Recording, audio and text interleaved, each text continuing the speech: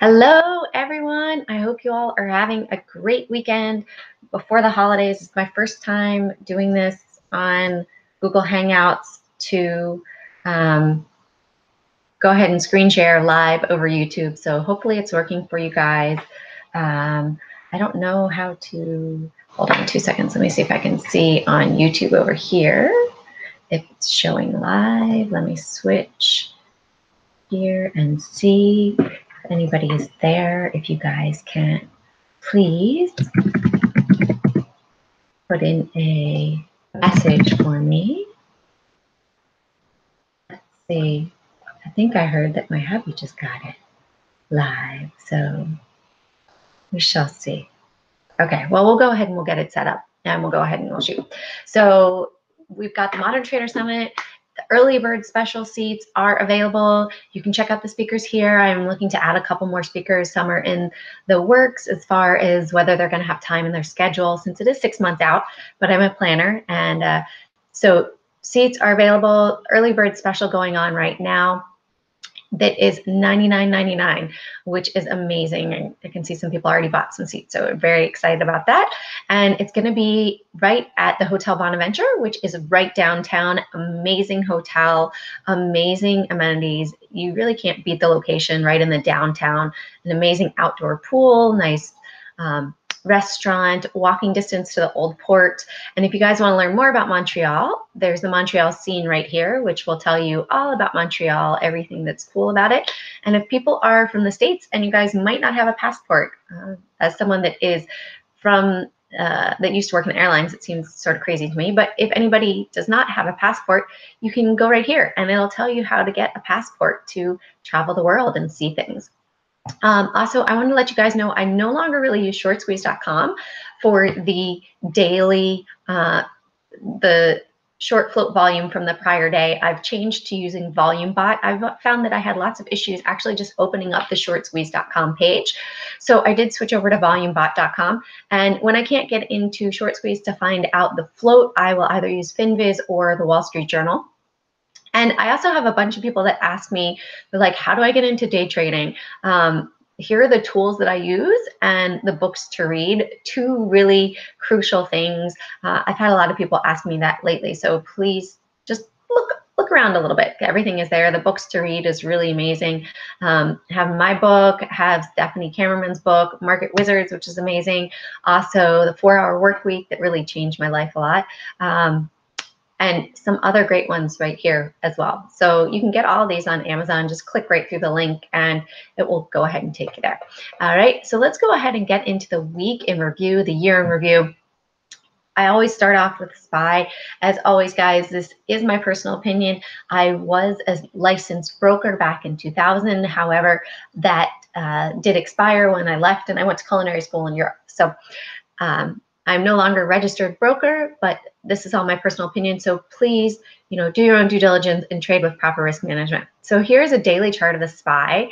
And I'd had this, I'm very new to Elliott Wave, studying it and theories and stuff like that. But I did look at it A, B, and then down here potentially to C, which on the weekly chart, you can see really coincides pretty much with the 200-day moving average. On the monthly chart, it's pretty much the 50-day moving average, which we are pretty much right there. So it looks like we could potentially have a little bit more of a bounce, to me, in my opinion. I think we might have a bounce this week on up here. I just drew this trend line today. This is the beginning of December when we really started to take the downturn off of the 280 mark, which had acted as resistance before, and then we pulled back. It looked like, oh, nice, we're in a nice W. Yay, we're going to break out and we're going to go hit new highs. Well, no, instead we broke down, and this is the downward trend line. So I think with it this week, we might actually see a bounce up. So, we've got Monday, Tuesday we're closed, Wednesday, Thursday, Friday, right? The 31st, the 28th. So I think by the end of the week, I think we might close roughly, I think we're going to be below 245.24. If we do break above that, we might test this upper trend line up here as well. But I think we're more than likely just going to really maybe hit 250 on Monday. That might be a really bullish target, but I don't really think that we're really going to get there.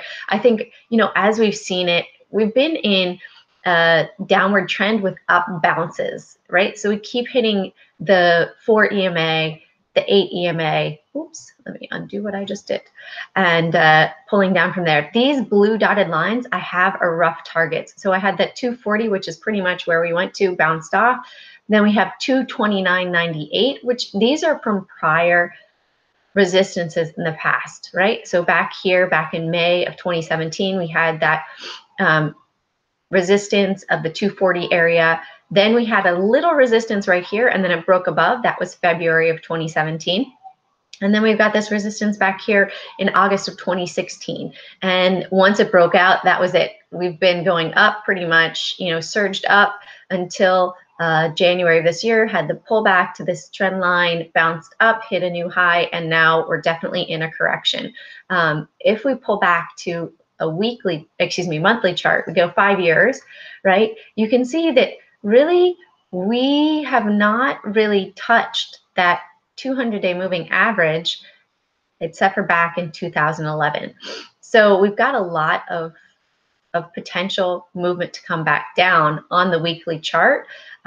If we do break that, let's go to the monthly chart and see. So the last time we hit the 50 moving average was back in 2011 as well. And we went below it and we broke below the 200 period moving average.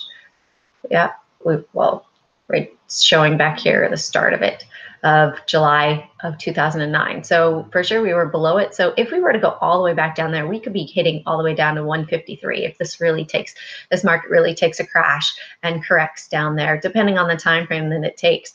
But definitely be prepared for the downward movement.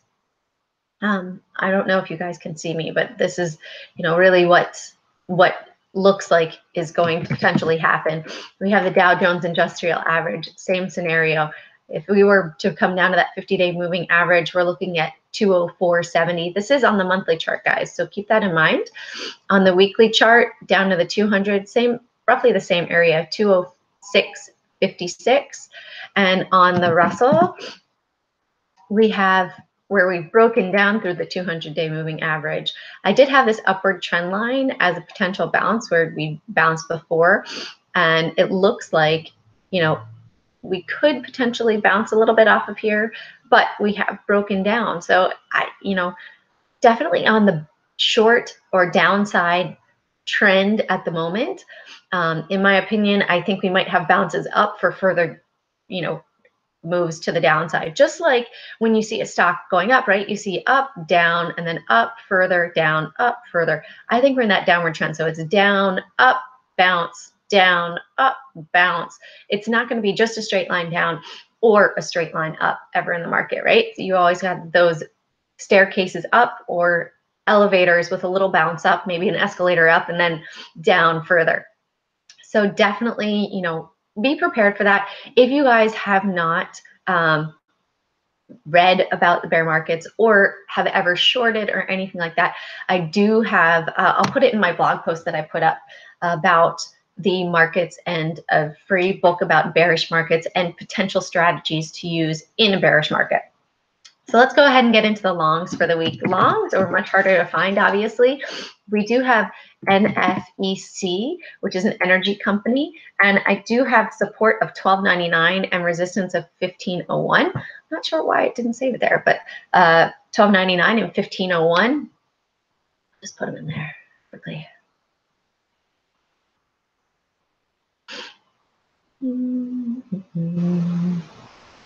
So you can see 15 really was the resistance there, and then support of $12.99.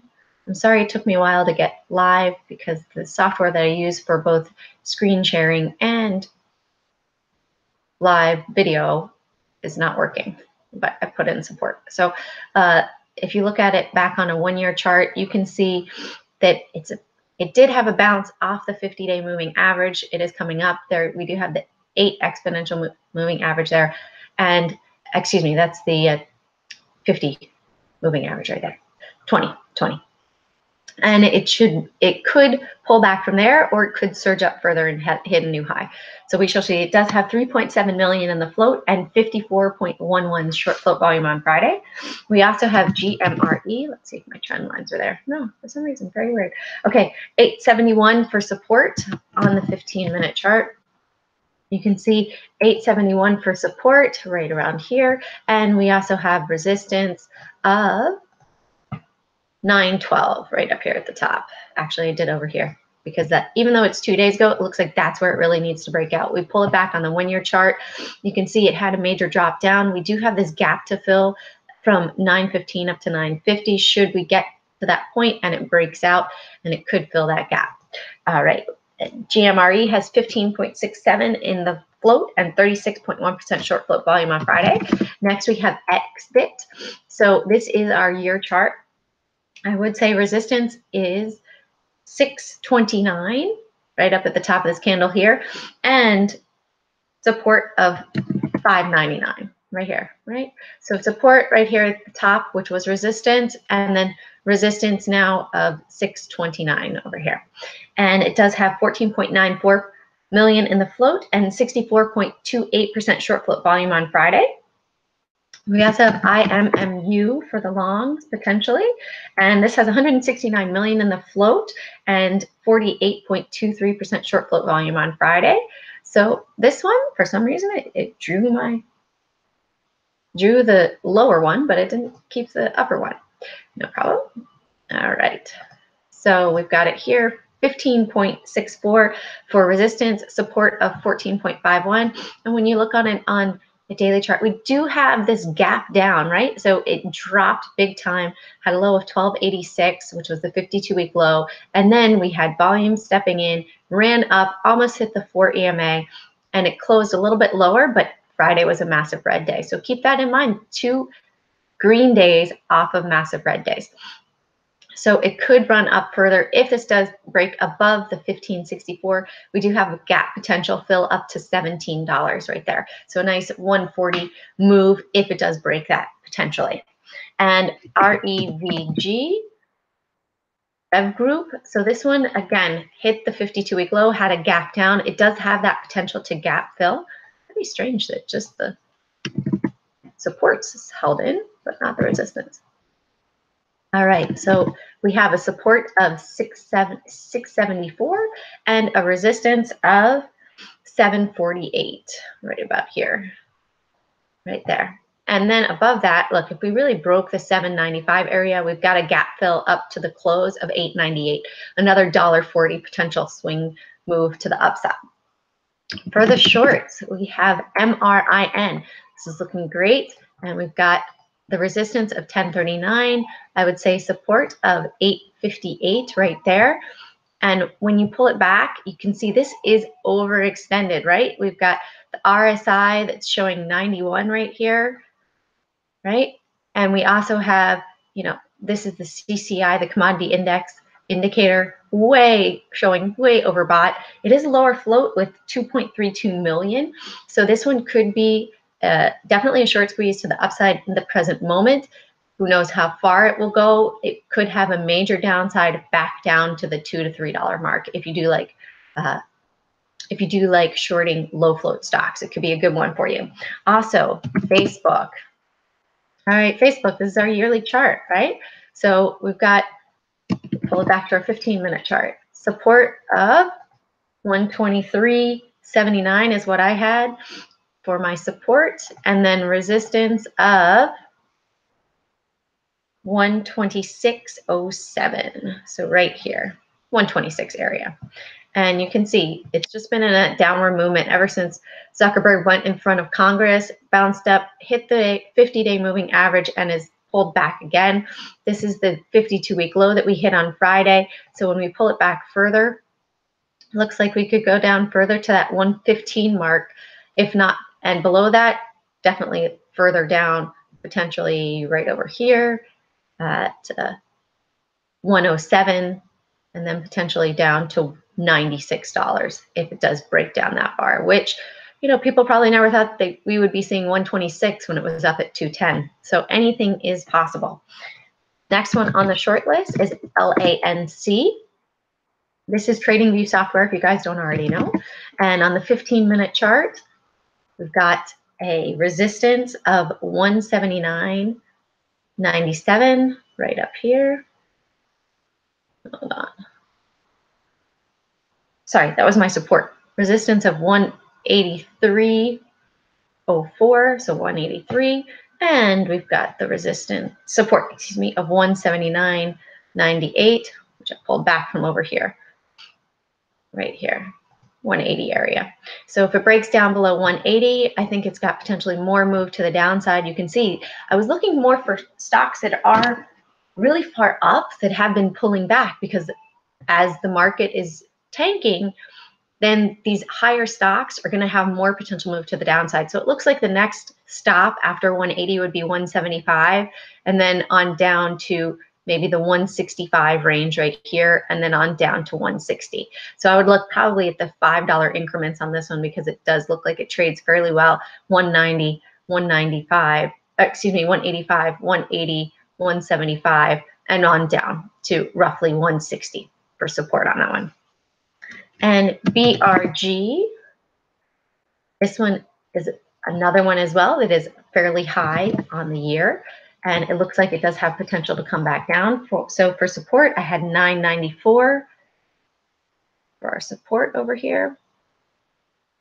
Really? That must have been an error. I flipped it around. 950 for support and 994 for resistance. Flipped it around on my little chart that I have. Put it right up here. Right there. All right. And so if this one pulls back, it does have 115 million in the float. It looks like it could have potential downside down to $9, then on down to $8.50. And if that breaks down further on down to the $7.50 range. So it's got some range to it. And the last one on the short list, MTLS, again, another one that's looking overextended, not low float, but 52 million shares in the float. It does look like it's overbought at the moment. Big volume is coming in. It looks like it is a short squeeze at the present time to me. I have my resistance at 21.96 up here and support at $20, which when you pull it back on the 15-minute chart, you can see right up there, basically 22 and 20, which was the prior resistance flip to support. As far as a potential longer term swing, TSG, it looks like it had a nice bounce up. They just had an 870 million judgment that was reversed against them. So if you take that divided by the float of 273 million, this one does look like it has a potential upside to roughly 1864. I did calculate that out earlier. So weird. Certain lines, trend lines held, and some didn't. Very strange. So I would look for potentially up there to 1922, the 50-day moving average is where it could go to. So could have potential upside to it. As always, guys, carpe profit, trade with proper risk management. If you like my content, please like and subscribe, and happy holidays to you all. And I'll be seeing you next week for the first week of January. Have a great one. Bye.